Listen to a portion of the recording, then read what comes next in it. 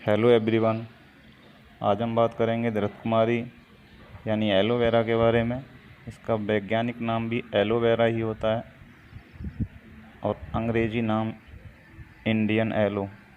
संस्कृत में इसे घृत कुमारी का गृह कन्या स्थूलदला बोला जाता है। हिंदी में इसे घी कुमार ग्वारपाठा बोलते हैं। गुजराती में कुंवार, मराठी में कोरफड़, बंगाली में घृत कुमारी, पंजाबी में कुमार गंदल, तेलुगु में कलवंद, द्राविड़ी में कताले, कन्नड़ में इसे तोलसरे और ललिसार, अरबी में इसे सबरित और फारसी में इसे दरख्ते सिब्र बोला जाता है। यह भारतवर्ष में सब जगह प्राप्त हो जाता है।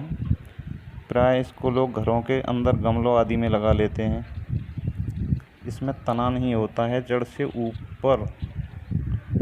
जड़ के ऊपर ही चारों तरफ मोटे मोटे मांसल पत्ते गूदे से परिपूर्ण 1 से 2 फीट लंबे 2 इंच चौड़े होते हैं।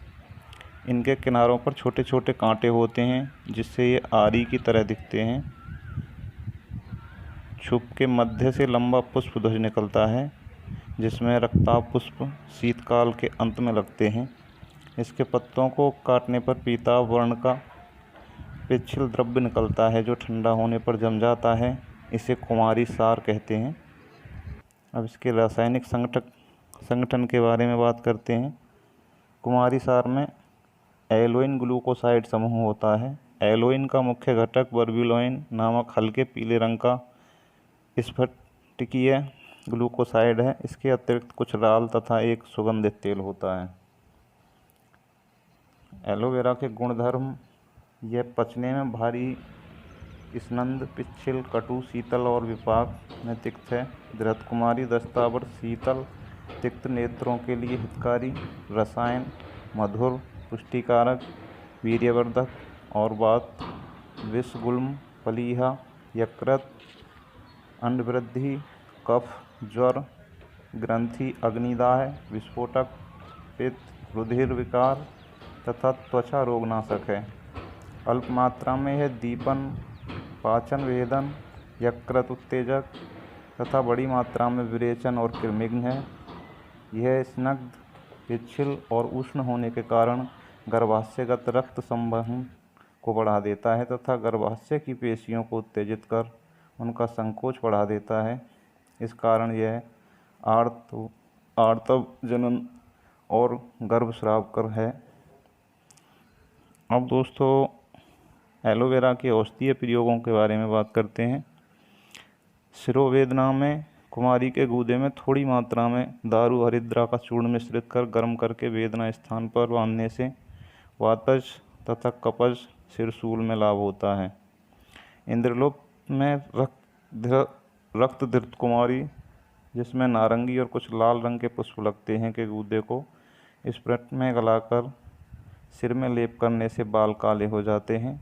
गंजे सिर पर लगाने से बाल उग आते हैं। नेत्र रोगों में इसका गूदा आँखों में लगाने से लाली मिटती है, गर्मी दूर होती है। घृत कुमारी के 1 ग्राम गूदे में 375 मिलीग्राम अफीम मिलाकर पोटली बांधकर पानी में भिगोकर नेत्रों पर फिराने से और 1-2 बूंद नेत्रों में अंदर डालने से नेत्र पीड़ा मिटती है। इसके गूदे पर हल्दी डालकर थोड़ा गर्म कर नेत्रों पर बांधने से नेत्रों की पीड़ा मिट जाती है। कान के दर्द में इसके रस को गर्म कर जिस कान में दर्द हो उससे दूसरी तरफ के कान में 2-2 बूंद टपकाने से कर्णशूल मिट जाता है। कान के कीड़े में गर्मी के कारण कान में कीड़े पड़ गए हों तो एलुआ पानी में पीसकर कान में 2-2 बूंद डालने से कान के कीड़े मर जाते हैं। कास के लिए कुमारी का गूदा और सेंधा नमक दोनों की भस्म बनाकर 12 ग्राम की मात्रा में मुनक्का के साथ सुबह शाम सेवन करने से कास और जीर्ण तथा कफज श्वास नष्ट होती है। वायुगोला में कुमारी का गूदा 6 ग्राम, गाय का घी 6 ग्राम, हरित की चूर्ण 1 ग्राम, सेंधा नमक 1 ग्राम सबको मिलाकर सुबह शाम खाने से वायुगोला मिट जाता है। उदर गांठ में इसके गूदे को पेट के ऊपर बांधने से पेट की गांठ बैठ जाती है, कठिन पेट मुलायम हो जाता है और आंतों में जमा हुआ मल बाहर निकल जाता है। उधर सूल में घृत कुमारी की 10 से 20 ग्राम जड़ को कुचलकर उबालकर छानकर उस पर भुनी हुई हींग बुरक कर देने से पेट का दर्द मिटता है। मासिक धर्म में धृत कुमारी के 10 ग्राम गूदे पर 500 मिलीग्राम पलास का क्षार बुरक कर दिन में 2 बार सेवन करने से मासिक धर्म शुद्ध होने लगता है।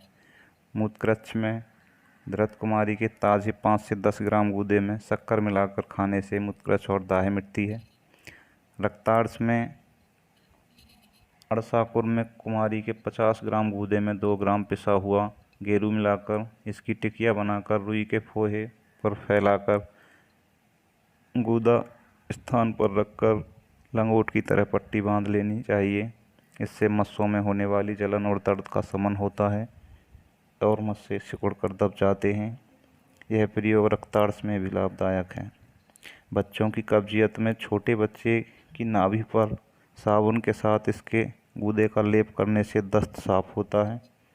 उपदंश जनित वर्णों में धृत कुमारी के गूदे का बाह्य लेप लाभकारी होता है। मधुमेह यानी शुगर में धृत कुमारी का 5 ग्राम गूदा 250 से 500 मिलीग्राम गुड़ची सत्व के साथ देते हैं।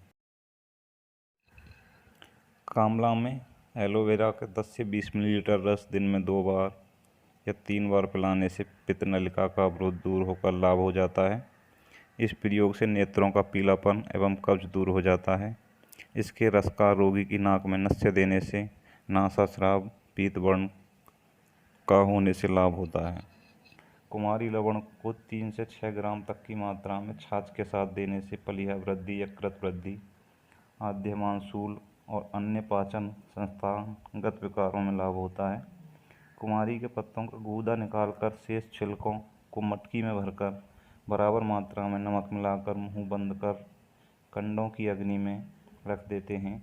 जब अंदर का द्रव्य जलकर काला हो जाता है तो उसे महीन पीसकर शीशी में भरकर रखते हैं। इसी का औषधीय प्रयोग किया जाता है। यकृत दौर्बल्य में कुमारी के पत्तों का रस 2 भाग तथा शहद 1 भाग दोनों द्रव्यों को चीनी मिट्टी के पात्र में मुंह बंद कर 1 सप्ताह तक धूप में रखते हैं। तत्पश्चात इसको छान लेते हैं। यह औषधि योग 10 से 20 ग्राम की मात्रा में प्रातः सायं सेवन करने से यकृत विकारों में अच्छा लाभ करता है। इसकी अधिक मात्रा विरेचक है, परंतु उचित मात्रा में सेवन करने से मल एवं वात की प्रवृत्ति ठीक होने लगती है। यकृत सबल हो जाता है और उसकी क्रिया सामान्य हो जाती है। तिल्ली में कुमारी के गूदे पर सुहागा बुरक कर खिलाने से तिल्ली कट जाती है। गठिया में इसका कोमल गूदा नियमित रूप से 10 ग्राम की मात्रा में सुबह शाम खाने से गठिया रोग मिटता है। व्रण, चोट आदि गांठ के लिए इसका प्रयोग। यदि व्रण अपरिपक्व हो तो धृत कुमारी के गूदे में थोड़ी सज्जी छार तथा हरिद्रा चूर्ण मिलाकर व्रण शोध पर बांधने से फोड़ा जल्दी पककर फूट जाता है। बुखार यानी ज्वर के लिए धृत कुमारी की जड़ का 10 से 20 ग्राम क्वाथ दिन में 3 बार पिलाने से ज्वर ठीक हो जाता है।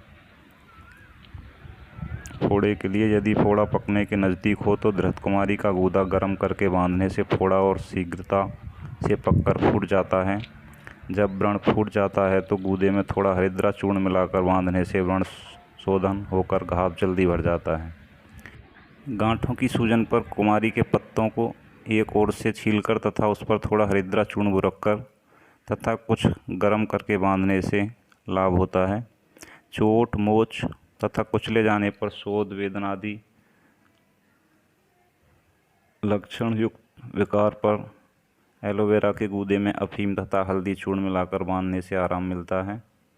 स्त्रियों के स्तन में चोट आदि के कारण या किसी अन्य कारण से गांठ या सूजन होने पर इसकी जड़ की कल बनाकर उसमें थोड़ा हरिद्रा चूर्ण गर्म करके बांधने से लाभ होता है।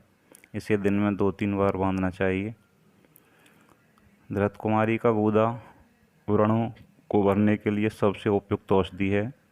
रेडिएशन के कारण हुए असाध्य व्रणों पर इसके प्रयोग से असाधारण सफलता मिलती है। नाड़ी व्रण में एलुआ तथा कत्था दोनों को बराबर पीसकर लेप करने से नाड़ी व्रण मिटता है। अब इसका विशेष प्रयोग, इसके पत्तों के दोनों ओर से कांटे अच्छी तरह साफ कर छोटे छोटे टुकड़े काट लें। 5 किलो टुकड़े में आधा किलो नमक डालकर मुंह बंद कर 2-3 दिन धूप में रखें, बीच में हिलाते रहें।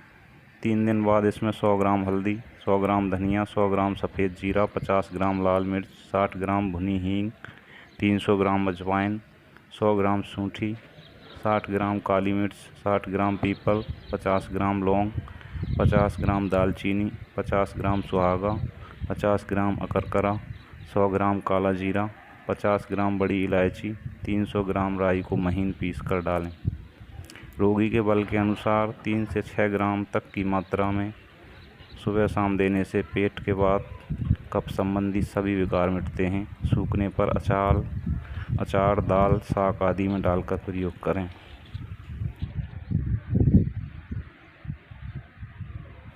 दोस्तों, हमारी प्रकृति माँ ने हर पौधे को बहुत सारे गुण दिए हैं। मैं वीडियो बहुत छोटा करने की कोशिश करता हूँ, मगर इनके इतने औषधीय प्रयोग हैं कि हर पौधे के बारे में विस्तृत जानकारी के लिए वीडियो लंबा हो जाता है। ये वीडियो यहीं समाप्त करते हैं। आगे एलोवेरा के बारे में और विशेष जानकारी दी जाएगी। जय हिंद, जय भारत।